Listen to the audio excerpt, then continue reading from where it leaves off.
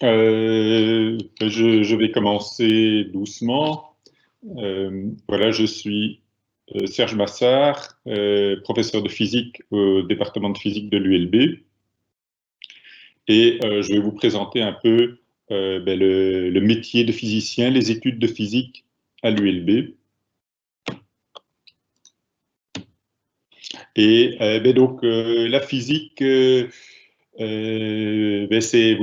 un domaine qui essaye d'expliquer la nature et le comportement de la nature. Et les physiciens ont complètement bouleversé, changé, déterminé notre vision du monde. Ici, vous aviez quelques photos de physiciens célèbres, Stephen Hawking en haut à gauche, Isaac Newton en bas à droite, Einstein en bas à gauche, et puis deux physiciens du milieu du XXe siècle, Feynman et Dirac au milieu. Alors, de quoi est-ce que je vais vous parler? Je vais vous parler du métier de physicien. Qu'est-ce que c'est que travailler en tant que physicien? Qu'est-ce que c'est que la physique? Un peu, essayer de présenter cette branche de la science. Comment est-ce qu'on raisonne en physique? Comment est-ce qu'on pose des questions en physique? Et puis les différentes facettes du métier de physicien. Et vous verrez que il n'y a pas un métier de physicien, mais qu'il y a des métiers de physicien. Et puis les études de physique, comment sont organisées les études de physique à l'ULB et ailleurs, c'est assez semblable. Et finalement, les débouchés des études de physique. Alors, qu'est-ce que la physique? La physique, c'est en grande partie ou en bonne partie une science expérimentale. Ici, vous avez une image de gens qui font un travail sur une table optique, probablement une expérience de physique atomique, et voilà, qui manipulent de la lumière pour après manipuler des atomes avec cette lumière. Mais la physique est aussi une science mathématique, théorique, et les physiciens ont élaboré toute une série de théories mathématiques pour décrire la nature et décrire ses expériences. La physique, c'est une science du comment marche la nature, et c'est aussi une science du pourquoi la nature fonctionne de telle ou telle manière.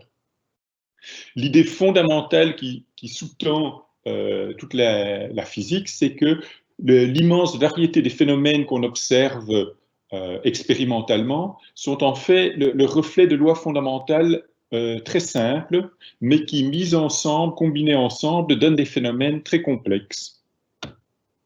Et cette simplicité, elle n'apparaît que quand on se met dans le bon cadre pour penser la physique. Et ce cadre, c'est le cadre des mathématiques, et c'est l'origine du caractère assez mathématique de la physique. Et voilà, parfois, ce lien, ce caractère mathématique, il y a eu des allers-retours. Parfois, il y a aussi eu des contributions de la physique qui ont alors fait avancer les mathématiques. Alors, cette combinaison d'une démarche expérimentale pour étudier la nature, combinée à un raisonnement rigoureux, ne semble pas avoir de limite. Elle prédit énormément de choses. Et cette démarche, elle existe depuis plus de 2000 ans. Vous pouvez penser à Archimède et la poussée d'Archimède. Mais aujourd'hui,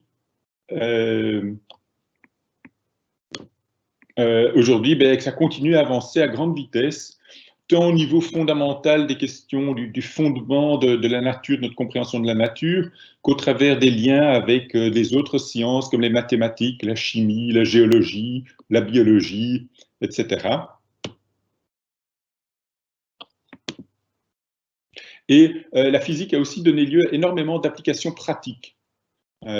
Penser aux ordinateurs, aux lasers, aux télécommunications, et je pourrais en donner de nombreuses autres. Mais toutes ces applications qu'on utilise tous les jours, eh bien, elles ont à leur origine des travaux de physiciens pour comprendre les phénomènes sous-jacents, et puis ces phénomènes ont été traduits en applications pratiques. Et ces applications sont tellement nombreuses et importantes qu'elles sont le sujet d'études spécifiques, les études d'ingénieurs. Alors, mais comment est-ce qu'on raisonne, comment est-ce qu'on pense en physique? Mais je vais illustrer ça par un exemple qui vous donne ce lien entre observation, démarche expérimentale et raisonnement. Et on va prendre une observation très simple, assez banale a priori, c'est que le ciel, la nuit, ben, il est presque noir. Ici, vous avez une photo d'un endroit la nuit, et bon, vous voyez un peu la Voie lactée, mais comme vous savez tous, ben, le ciel, il est presque noir. Et pourtant, ben, on pourrait raisonner que ça devrait être l'opposé, que le ciel ne peut pas être noir. Alors faisons ce petit raisonnement et imaginons qu'on ait un observateur, ici symbolisé par le petit point au centre de mon écran, et qui a des étoiles autour. Alors pour simplifier, pour que ce soit, pour comprendre dans un premier temps, on va se mettre dans un monde à 2 dimensions, comme sur mon écran, et ben, on va imaginer qu'on ait des étoiles qui soient de plus en plus loin. Donc imaginons par exemple des étoiles à une certaine distance, puis des étoiles 2 fois plus loin. Ben, si les étoiles sont 2 fois plus loin, chaque étoile, on va recevoir 2 fois moins de lumière de l'étoile. Mais par contre, il devrait y avoir 2 fois plus d'étoiles. Et quand on combine ça, ben, on voit, ça implique qu'on va recevoir la même quantité totale de lumière sur Terre, des étoiles à une certaine distance et des étoiles 2 fois plus loin, et des étoiles 5 fois plus loin, des étoiles 1000 fois plus loin, vous devrez toutes nous faire parvenir la même quantité de lumière. Alors ici, on a raisonné à 2 dimensions, mais notre espace à nous, ben, il est à 3 dimensions, donc on va généraliser l'argument. Et à 3 dimensions, ben, qu'est-ce qui se passe? Ben, si on est 2 fois plus loin, en fait, ben, on va recevoir de chaque étoile 4 fois moins de lumière. Mais par contre, il y a en fait 4 fois plus d'étoiles. Et donc la conclusion est la même, c'est que la même quantité totale de lumière est reçue sur Terre. Et donc la lumière qui nous provient des étoiles situées à une certaine distance devrait être, selon cet argument, indépendant de la distance. Et puis, si on fait la somme de toutes ces contributions sur toutes les distances possibles, et comme on a infiniment beaucoup de distances possibles, bien, on en déduit que la lumière totale reçue des étoiles doit être infinie. Alors, on a un problème puisque on est parti de l'observation que le ciel est noir la nuit, et ici on a un petit argument qui nous suggère qu'en fait, ben, on devrait recevoir une quantité de lumière totale infinie venue des étoiles dans l'univers. Alors c'est un vieux paradoxe qui date du XVIIIe siècle, où les gens essaient de comprendre un peu la structure, essaient de commencer à spéculer sur la structure de l'univers. Et ben, quelle est la résolution de ce paradoxe? C'est que quelque part dans notre raisonnement, nous avons fait une erreur. Et l'erreur, c'est de supposer que l'univers est infini et statique, qu'il est le même tout le temps. Et au contraire, ben, il ne peut pas être infini, il doit y avoir une limite au-delà de laquelle il y a de moins en moins d'étoiles. Et ben, comme regarder loin, c'est aussi remonter dans le temps, puisque la lumière voyage à une vitesse finie, la vitesse de la lumière, ben, on en déduit que ben, l'univers a aussi un âge fini, puisqu'il y a des étoiles au-delà d'une certaine distance qui ne nous parviennent pas, dont la lumière qui n'existe plus. Au-delà d'une certaine distance, il n'y a plus d'étoiles. Ça veut aussi dire qu'au-delà d'un certain temps, ben, il n'y avait plus rien, enfin, ou en tout cas que les choses ont changé. Et donc, on en déduit que l'univers a un âge fini. Mais tout ça avec la simple observation du ciel noir. Et ben voilà, on a une première petite leçon de cosmologie, de l'histoire de l'univers. Après cette conclusion assez simple, ce raisonnement assez simple, qui fait le lien entre une observation et une déduction logique, ben, en tout cas en cosmologie, tout ça a été soutenu par plein d'autres expériences, par plein d'autres observations, et la cosmologie, c'est tout un domaine d'investigation scientifique aujourd'hui.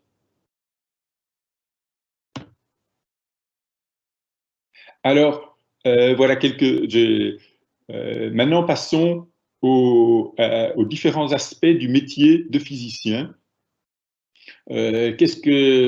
comment est-ce que le physicien, quelles sont les différentes manières qu'un physicien peut aborder la nature. Hein, tout physicien va avoir une démarche scientifique et rigoureuse et essayer de comprendre la nature, mais il n'y a pas une seule manière de faire ça. Il y a en fait plusieurs métiers ou plusieurs variantes du métier de physicien qui font appel à des talents variés. Et ben voilà, ici, je vais en illustrer quelques-uns. Il y a plutôt le physicien théoricien qui aime, voilà, illustré ici par Einstein, qui aime la théorie, les mathématiques, l'abstraction, confronter ses idées. Après, vous avez des physiciens plutôt expérimentateurs qui aiment bien le concret, se confronter au réel et faire des expériences pratiques. C'est finalement, les bases sont les mêmes, mais après la mise en pratique est très très différente. Puis vous avez des physiciens plus managers qui organisent, dirigent, supervisent des projets, dirigent des équipes et qui sont, enfin voilà, c'est aussi des aspects qui sont nécessaires. Et vous avez aussi un physicien avec un esprit plutôt ingénieur qui aime les applications de la physique, concevoir et mettre en œuvre des produits. Donc voilà, différents aspects du physicien qui vont travailler dans différentes directions. On pourrait aussi mentionner aujourd'hui les physiciens qui sont plutôt impliqués dans tout ce qui est algorithmique programmation, qui est un aspect très important et un peu à tous les niveaux. Alors ces différents physiciens travaillent ensemble, collaborent, enfin voilà, il faut interagir avec il faut que tous ces physiciens travaillent ensemble pour faire avancer la science. Et je vais vous donner un exemple d'une très belle découverte, peut-être la plus belle découverte en physique des 10 dernières années, la découverte des ondes gravitationnelles en 2015, qui a donné lieu au prix Nobel de physique tout de suite après, en 2017.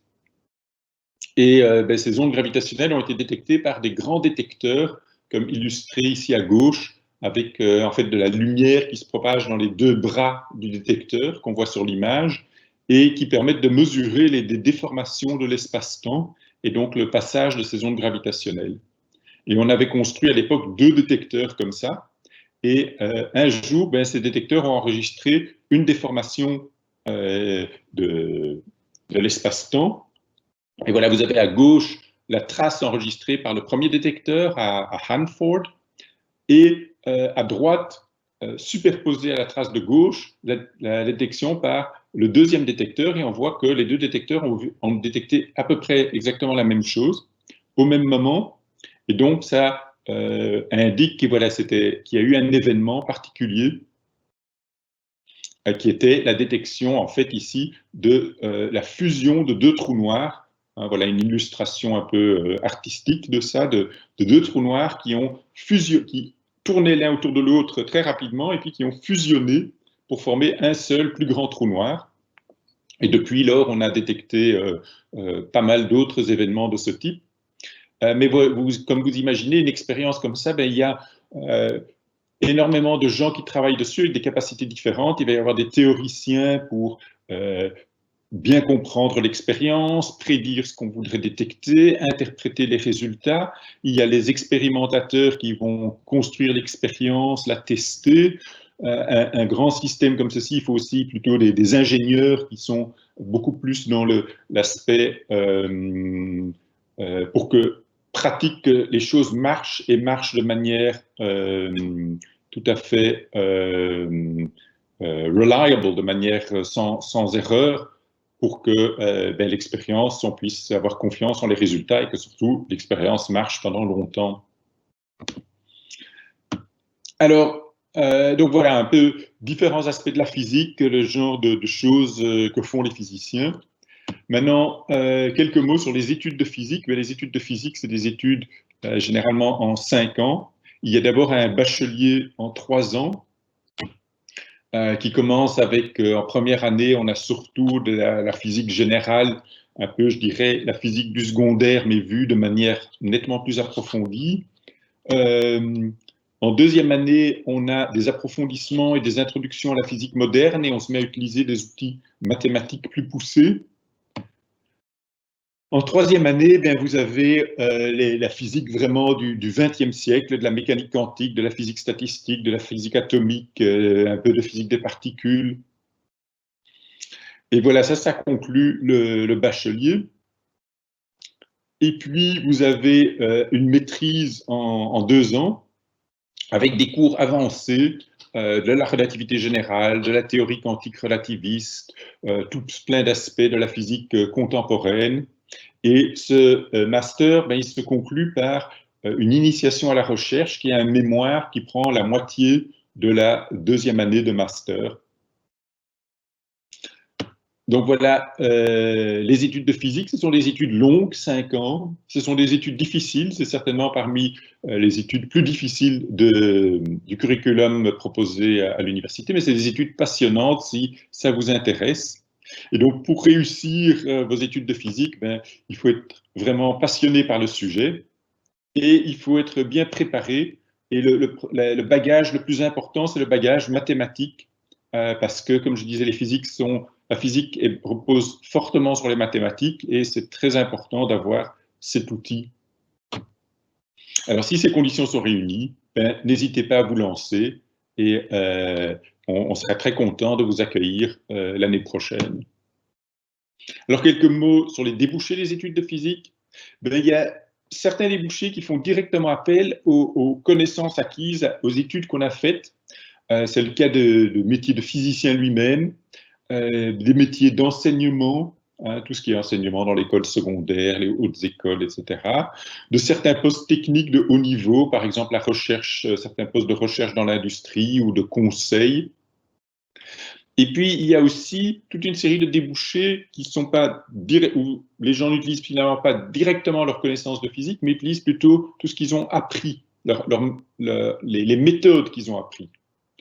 Donc, la manière dont vous avez appris, les compétences générales qu'on a acquises, et ces éléments-là sont la rigueur et la précision, hein, dans le raisonnement, la capacité à modéliser des systèmes complexes, c'est très important et c'est très spécifique, ou encore plus spécifique à la physique, c'est qu'on apprend à modéliser des systèmes, à passer d'un système compliqué à comment est-ce qu'on peut l'idéaliser pour pouvoir le modéliser, soit de manière analytique, soit de manière numérique.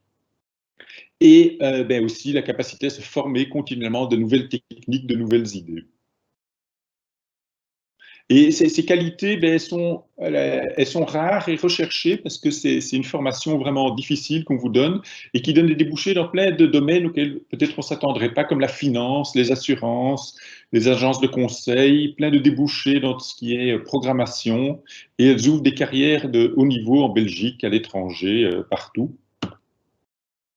Donc voilà, vous avez des études passionnantes et puis après, vous avez accès à des métiers très intéressants à tout niveau, peut-être pas nécessairement dans la physique elle-même, mais certainement on va utiliser vos capacités que vous avez acquises durant vos études. Voilà, donc n'hésitez pas à vous inscrire et je crois que j'ai terminé ma présentation. Alors, vous pouvez voir des questions qui vous sont posées dans l'onglet questions-réponses qui est sur la droite de votre écran normalement. Il y a une question. Oui, alors je vois une question. Donc, est-ce que l'astronomie vient dans le parcours universitaire? Et puis, est-ce qu'on peut allier astronomie avec biologie? Alors, nous n'avons, en tout cas l'ULB, nous n'avons pas d'études spécifiques en astronomie. Je ne suis pas sûr qu'il y en ait en Belgique, mais en fait, l'astronomie, c'était en gros un sous-domaine de la physique. Et donc, parce que par exemple, ben, tout ce qui est mouvement des planètes, des étoiles, ben, ça fait partie de la physique. Tout ce qui est réaction nucléaire dans les étoiles, ça fait partie de la physique. Tout ce qui est cosmologie qui est lié à l'astronomie, ça fait partie de la physique. Et donc, on a peut-être une peu d'initiation à l'astronomie en bachelier. Et puis, vous avez en master, il y a moyen de suivre des cours d'astrophysique sur la structure des étoiles, l'évolution des étoiles, il y a des cours de cosmologie. Donc voilà, c'est plus un sous-domaine de la physique. Alors, allier astronomie avec biologie, c'est vrai qu'il existe des recherches entre biologie et astronomie. mais je pense que aujourd'hui, ça reste, par exemple, sur la vie extraterrestre, des choses comme ça, mais ça reste des sujets très spécialisés. Et en fait, il y a peu de liens entre, en tout cas dans notre curriculum, entre biologie et physique, bien que ce soit des domaines qui sont très intéressants. Oui, donc en bac 3, il y a un cours à option, je réponds à la deuxième question, un cours à option sur la structure de l'univers, effectivement. Voilà, si vous avez d'autres questions, n'hésitez pas.